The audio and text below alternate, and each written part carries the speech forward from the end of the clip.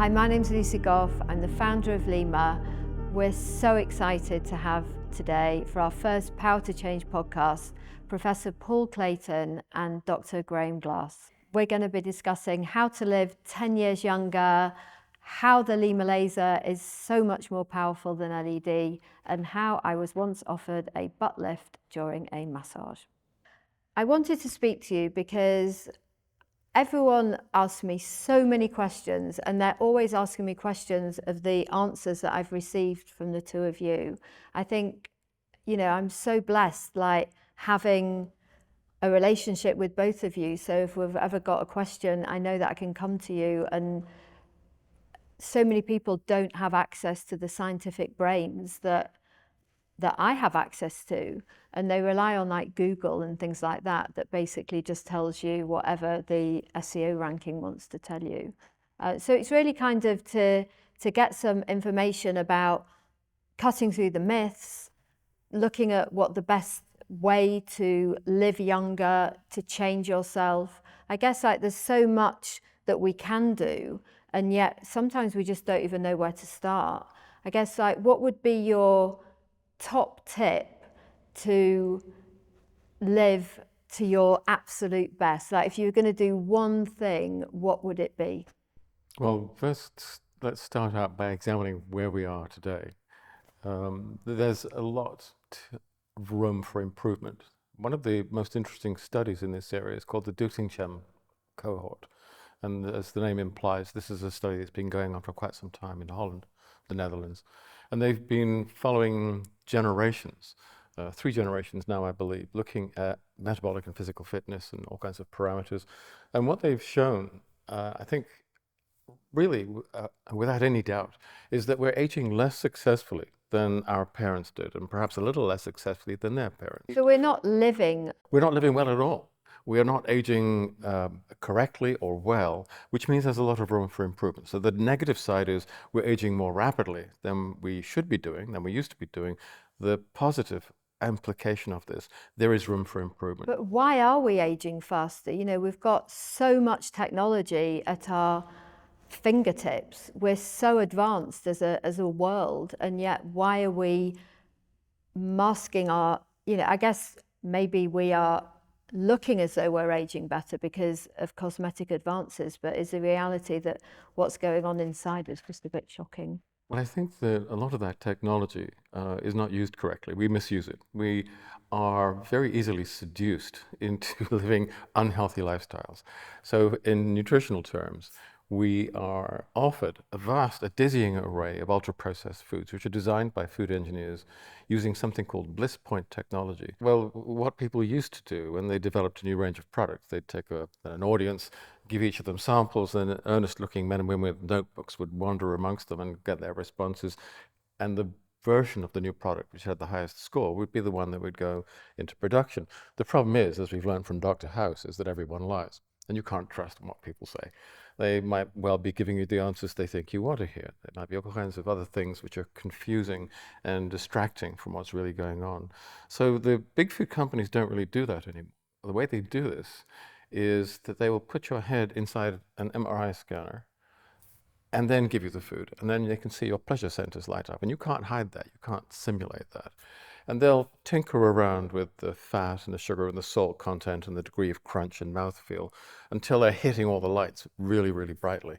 And not only has this been shown to fulfill almost all of the criteria of addictive substances these ultra-processed foods do, they've also been shown to degrade a number of the neurological elements that are setting satiety and appetite responses and behavior relating to that. So the more of these foods you eat, the more you want to eat. It's a rather vicious kind of circle. That is so petrifying. It's like the Truman Show. This is the real reason why, as a population, we're getting heavier. Because these foods are calorie dense, very nutrient light. We eat too much of them, they don't satiate, we're addicted to them anyway, so we get overloaded. You develop more adipose tissue than you need, which is pro-inflammatory. And when you look at the composition of these foods, some of the most important anti-inflammatory, protective nutrients are gone.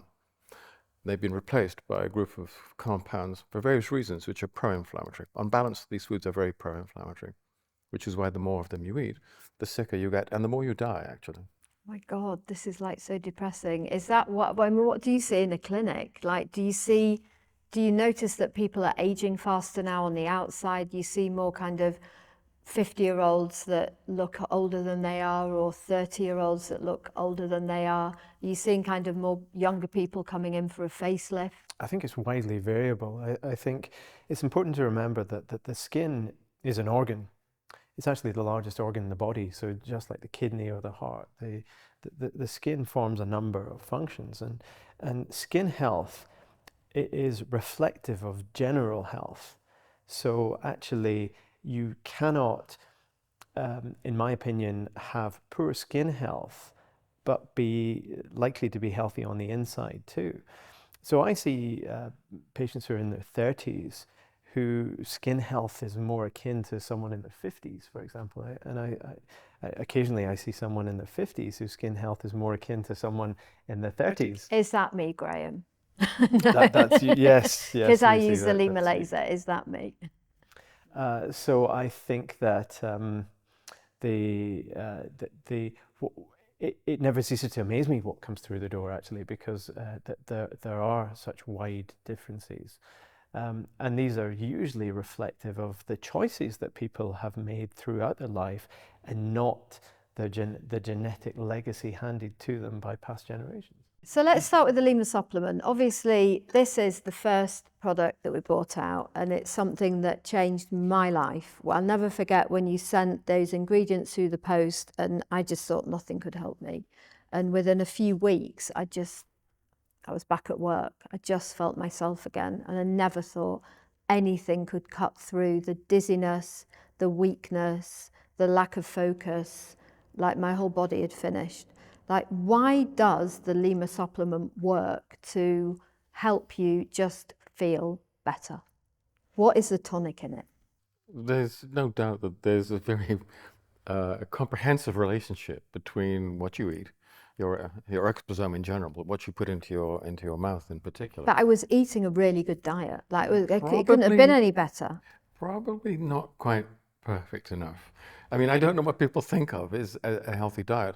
There are all kinds of fad diets around, and I've gotten to know you over the years, and I think now you probably are eating a very good diet. I don't know exactly how you used to go about that sort of thing. The point about this particular formulation was it's designed to be psychoactive, amongst other things, and specifically to improve something called resilience. Now, resilience is an interesting and very new way of thinking about depression and anxiety. What we know is that they are an inevitable sequel, both of them are sequels to, amongst other things, social defeat, repeated social defeat. So you're in a situation where you don't have enough power to be able to affect the outcome, you're not allowed to make the choices that you want to make, you're confined, and people then respond to that. If there's really no way out, if you're defeated, people respond with anxiety and depression. This is really very little to do with serotonin. And I know that's one of the things that people talk about a lot. They talk about those neurotransmitters, and you have the SSRIs, which actually don't work very well. And I was involved on the very, very fringes of the people who started to produce those first monoamine inhibitors and laid the foundations. You mean antidepressants? Yes, exactly. So I bought into it for a long time, and then I know so many people on antidepressants who just can't come off them. It's just so scary. That's one of the problems. The withdrawal problems associated with some of these drugs are so intense that the success rate for coming off them is only about 50%. And that's only after a lot of pain and suffering and stress. I'm talking now about a very different approach to these things, very new, and at the same time very old. Because it's first referred to, it was referred to in Avicenna's Canons of Medicine. So we're talking about the 10th and 11th century. He was talking in his work about the therapeutic effects of saffron, Crocus sativa, to treat conditions which, when you read the text, we would describe as clinical anxiety and depressive states. And then fast forward 10 centuries, Now you're in modern-day Iran, which is Persia, and a group of Iranian doctors started looking at the ethnobotany. They went through Avicenna's texts. I think he's called Ibn Sina over there. And they said, well, is there something here? Let's trial it. And they ran a series of studies, clinical studies, and they were able to show that saffron was actually as or more effective than any of the clinically used antidepressants. And is it like genetics? So is it all down to the genes that you're born with? And I know that we speak a lot about epigenetics, and you've taught me like so much on epigenetics. Like I do feel like bursting with knowledge in this sector. But do you think it is to do with that you're just dealt with the genes that you're dealt with, or that you can make those genes work smarter through supplementation or the skincare that we offer, or the laser, using the near-infrared laser light? Do you think that we can actually change the way that our genes work? There's no doubt about that. Absolutely we can. We can't change the genes themselves, but we can change how active they are, how they express themselves. We use a lot of these tools to do exactly that. And that's one of the reasons why the effects of these are so profound. And Graham, you are the laser king. Well, you're obviously a surgical king, but you know, what you have taught me about the laser and you know, not damaging your skin. You know, you don't necessarily, the days of the stress damage response to skin renewal are over. And I remember when you were saying to me, you know, you wouldn't damage your heart for the sake of it looking nicer. You wouldn't damage your liver for the sake of it looking nicer. Yet that's what we're potentially doing to our skin. It's an organ, it's there to protect us. And some of the treatments that you can get in clinic or at home are just so archaic in terms of that, you know, we're damaging our skin just to make it look better. Well, if you look at non-surgical skin aesthetics, that's mostly what it does. Whether you're talking microneedling or ablative, non-ablative lasers, radio frequency, it's all to some extent or another doing the same thing, which is inducing an inflammatory response by inducing a tissue injury. And the idea that you can actually induce the reparative processes without the tissue injury is a very compelling one. And it's one that you know, previously would have been thought to have been within the realms of science fiction. Now, I think part of the reason that it took so long for this story to emerge is because the early evidence that looked at this and the early preclinical evidence that suggested there was a case to that this was real was behind the Iron Curtain. This came out of Hungary in the 1960s and was later expanded upon in Russia, and therefore it's only since that there's no secret of the fact that this proliferation in the preclinical and now clinical studies on this have really come about since the 1990s and the 2000s, and that's because the falling of the Iron Curtain allowed this knowledge to be more widely spread throughout the West. So Graham, the billion-dollar question is, what is the difference between LED and the LYMA laser? I mean, this is the question that we get asked all the time. You know, the LED industry has just pushed LED as the one-size-fits-all approach to everything from skin renewal to muscle regeneration to pain to everything.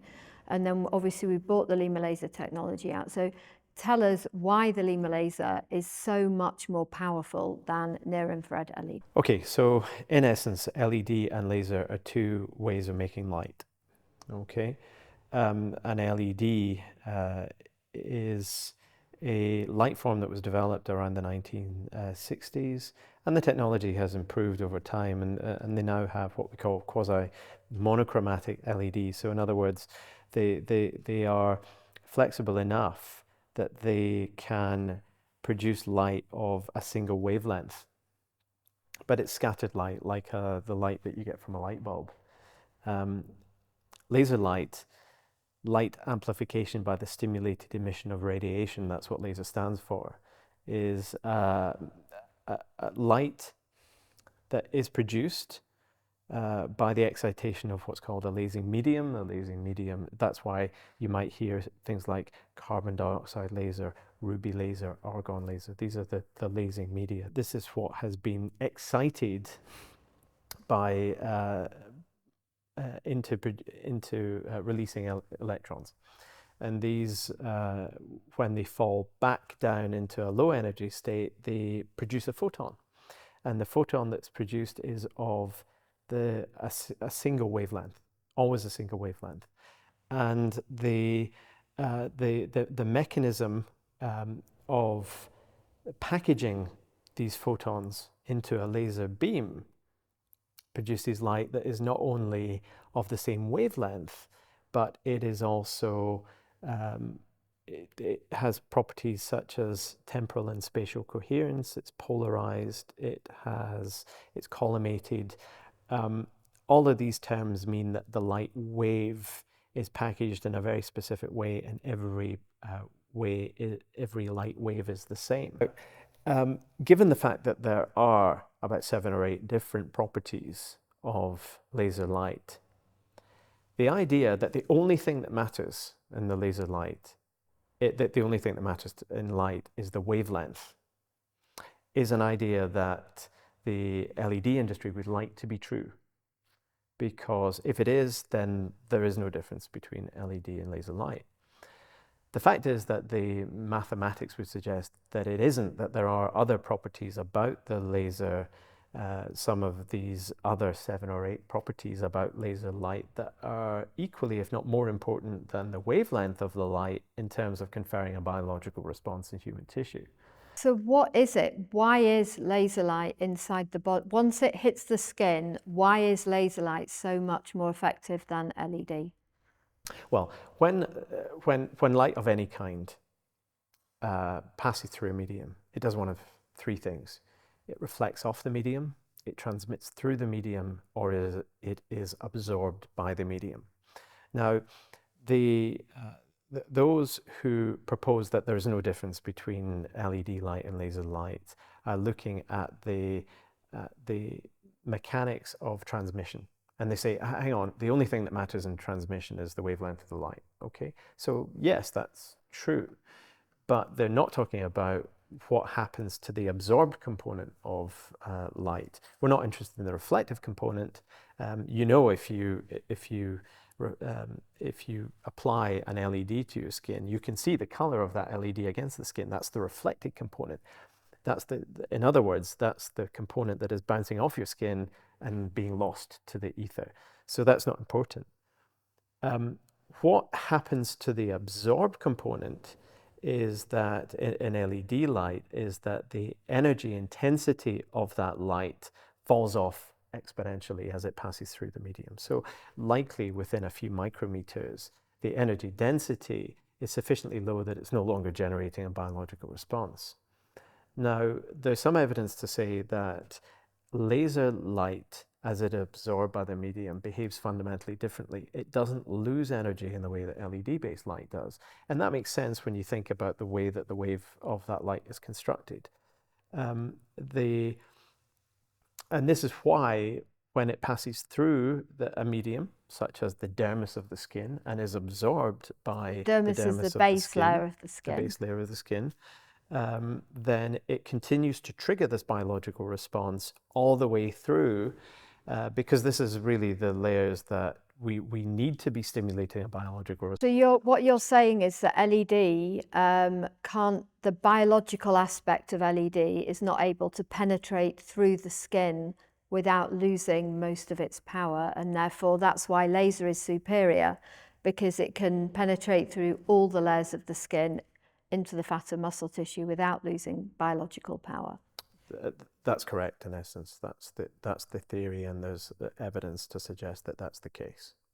I mean, like, we've had incredible results of people who've got the LYMA laser for their skin are using it on their knee, if they have pain, or if they're using it on their muscle tissue.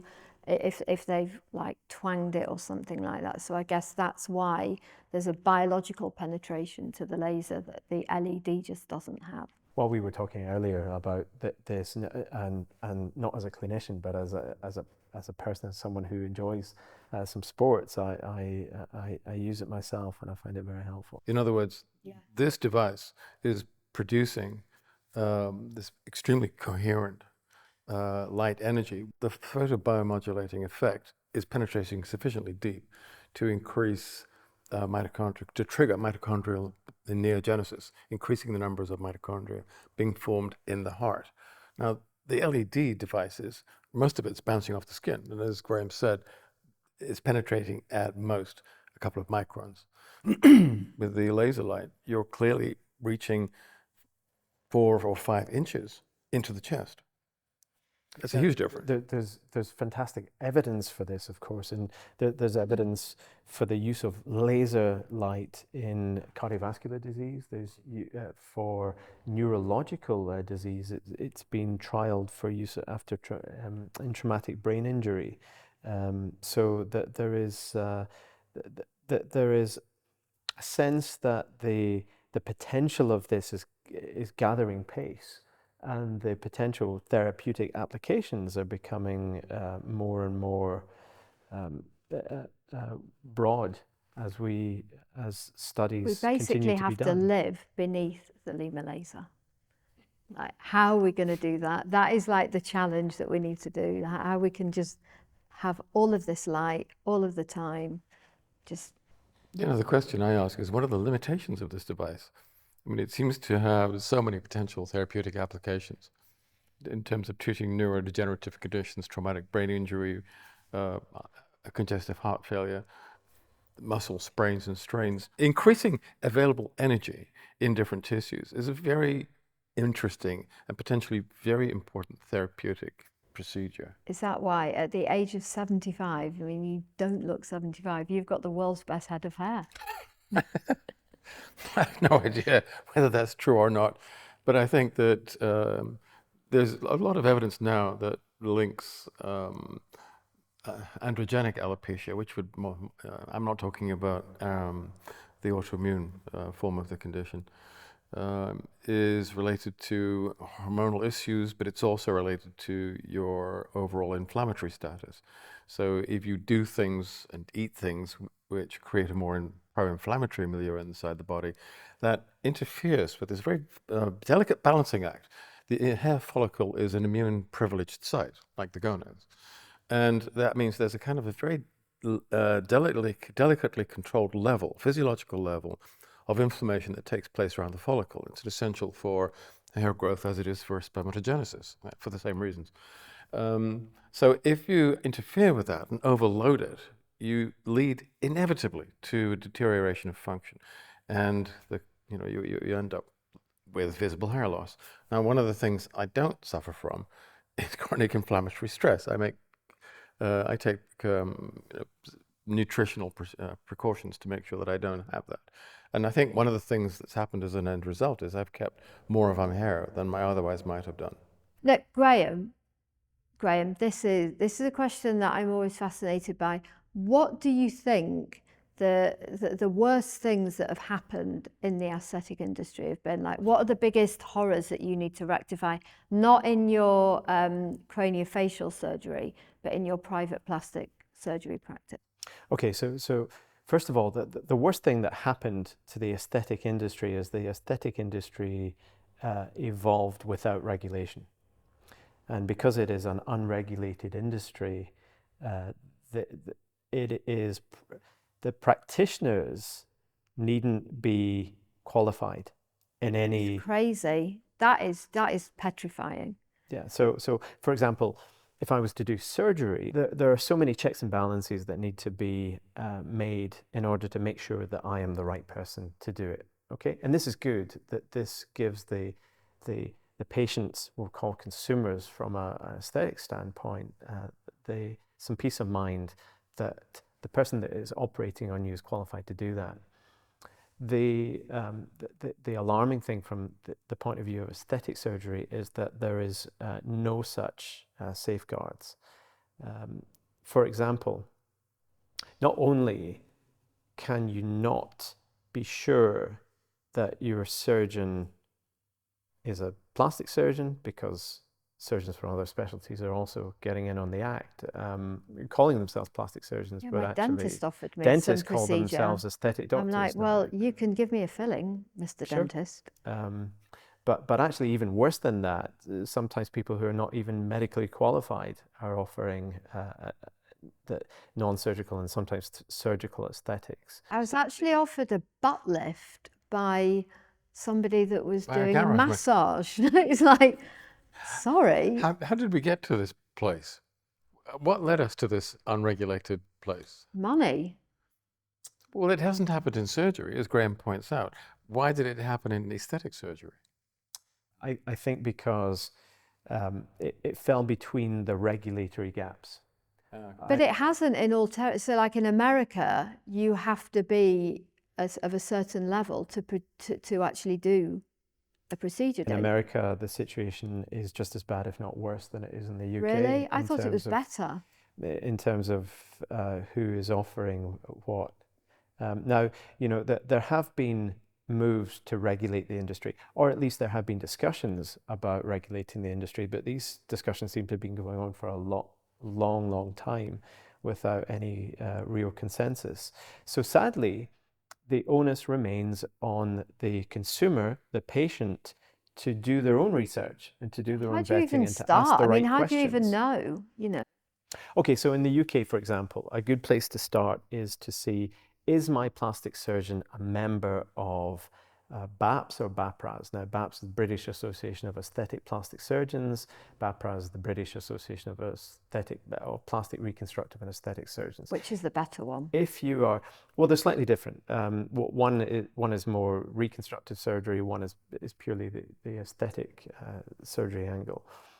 But if your surgeon is not a member of one of these or an affiliate, then the likelihood is that they may not have the qualifications that are necessary to So, for instance, if you're like an ENT surgeon that's offering like some facelift. Sure. Well, actually, to be honest, there are some excellent ENT surgeons doing facelifts. They don't call themselves ENT surgeons when they're working in private practice. They call themselves facial plastic surgeons. And maxillofacial surgeons as well call themselves facial plastic surgeons in private practice. It's just a better marketing term in order to reflect what they're actually doing. I don't think as plastic surgeons we have any problem with this. What's really important is whether they can do it and whether they can do it well. I think when you've got an ENT surgeon doing a breast augmentation, I think that's beyond the pale. And that's why plastic surgeons, unlike ENT, unlike MaxFax, are not regionally defined or regionally restricted surgeons. We're the only surgeons really that can operate from the top of the head to the bottom of the toe. We are a plastic surgeon is the one to go for, like a proper plastic surgeon. Yes, so we're neither defined by, so if you define surgery, you can define them by region. So an ENT surgeon, ear, nose and throat, or otolaryngologist is subspecialty area in that area. A maxillofacial surgeon is equally regionally restricted. A orthopedic surgeon is not restricted by region, but is restricted by tissue. So orthopedic surgeons largely operate on bones. Plastic surgery is the only surgical specialty that I can think of that is neither regionally nor tissue restrictive. We operate from the top of the head to the bottom of the toe. We operate on everything from skin to bone and everything in between. So, it reflects the intensity and duration of the training that we do. It's crazy.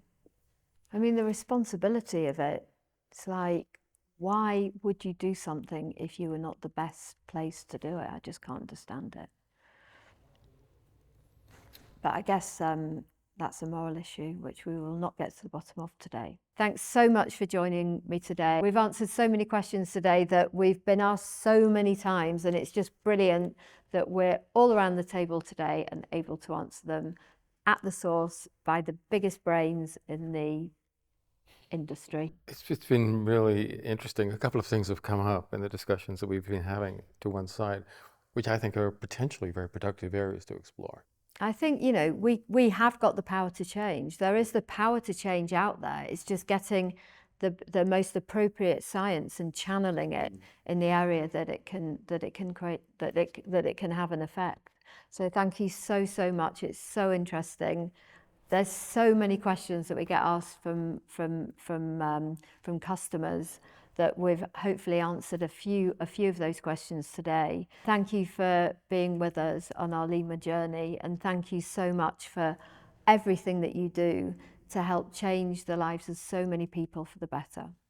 And it started with you? It started with me and my disastrous journey of breastfeeding after I had my baby, caught septicemia, but I'm here today.